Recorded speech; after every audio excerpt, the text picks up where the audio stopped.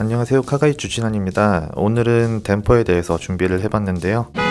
댐퍼가 작동하는 방식을 살펴보면 댐퍼에 힘이 작용해서 로드가 압축되면 실린더 내부의 피스톤이 이 로드랑 붙어 있어서 그 피스톤이 같이 움직이고요. 피스톤이 움직일 때 오일이 오리피스를 통과하면서 생기는 저항으로 댐퍼의 감쇄력을 만들어냅니다. 오리피스의 형상이나 피스톤에 장착된 이 디스크의 세팅에 따라서 감쇄력을 조절할 수 있고요. 모노튜브 방식의 경우 내부의 가스 압력 또한 감쇄력 조절에 관여를 합니다. 감쇄력은 보통 이 댐퍼 로드의 이동 속도에 따라서 거기에 저항하는 힘을 측정을 하는데요. 이 힘을 측정하는 장치는 보통 쇼크 다이노라고 하는 장비가 따로 있고요. 쇼크 다이노를 이용하면 로드의 이동 속도에 따른 힘이 그래프로 나오게 됩니다. 보통 그 그래프를 분석을 하는데 일반적으로 그냥 편하게 얘기할 때는 네 가지로 나눕니다. 고속 범프, 고속 리바운드, 그 다음 저속 범프, 저속 리바운드로 구분해서 얘기를 하는데요. 저속 범프 리바운드는 차량이 선회하거나 가감속을 할 때 차량의 하중 이동에 관여해서 차량의 운동성을 좀 조절한다고 보시면 편할 것 같고요. 고속 범프 리바운드는 차량이 이제 주행을 하면서 노면에서 올라오는 충격을 감쇄하고 바퀴가 이제 땅에 잘 붙어 있게끔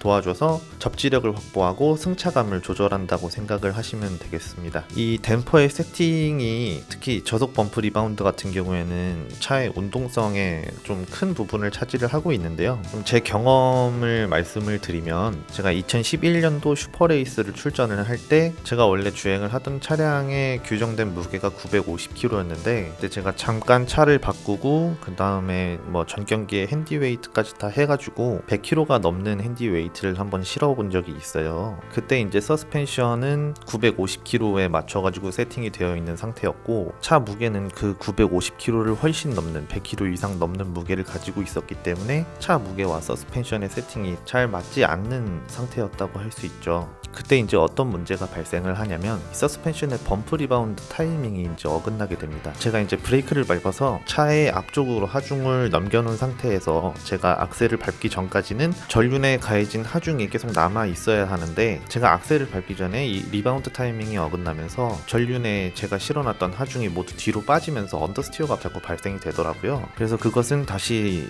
이제 피트로 들어가서 댐퍼의 리바운드 압력을 조절하는 그런 방식을 통해서 그 문제를 해결했던 적이 있었고요. 또 하나는 노면의 컨디션에 따라 가지고 달라지는 건데 비가 좀 많이 오는 경기 날이었어요. 이 같은 팀의 제 차를 만져주시는 메케닉이 웨트 세팅을 못했다, 드라이 세팅인데 한번 타보겠냐 이래가지고 그러니까 비가 오지 않는 상황에 맞춰가지고 서스펜션이 세팅된 차량을 가지고 연습을 들어간 적이 있어요. 하지만 이 차량의 세팅이 웨트에 맞춰져 있지 않고 드라이에 맞춰진 차량이었기 때문에 웨트에서 타니까 차의 거동 자체가 엄청 불안해지는 그런 현상이 발생하더라고요. 차가 막 휘청휘청 거리면서 주행을 하는 것을 메케닉 분들이 보고 나서 밖에서 볼 때 이게 상당히 위험해 보였나 봐요. 그래가지고 제가 피트로 복귀를 하자마자 바로 길이 많이 미끄럽냐, 차가 매우 휘청거린다, 밖에서 보인다 이렇게 얘기를 하시더니 바로 이제 비 오는 날의 노면 컨디션에 맞는 세팅으로 바꿔주시던 그런 경험이 있습니다. 근데 이제 레이스카 같은 경우에는 그때그때 메케닉들이 노면 컨디션이나 뭐 날씨에 맞춰서 아니면 차량의 상태에 맞춰서 서스펜션을 다시 세팅을 해줄 수 있는 그런 상황이 되지만 일반 차의 경우 일반적으로 주행하는 컨디션은 너무 다양하기 때문에 컨디션이 바뀔 때마다 매번 뭐 정비소를 가가지고 차의 서스펜션 세팅을 바꿀 수가 없거든요. 그래서 이제 채용되기 시작한 게 가변 댐퍼입니다. 가변 댐퍼는 사람이 직접 이 컨트롤 노브를 돌려서 밸브를 조절하는 기계식이 있고요. 센서가 주행 상황을 이제 실시간으로 감지해서 모터가 밸브를 조절하게끔 하는 전자식 가변 댐퍼가 있습니다. 그리고 이건 엄청 특이한 건데 마그네틱 라이드 컨트롤이라고 해서 기계식이나 전자식 가변 댐퍼는 밸브를 조절을 하지만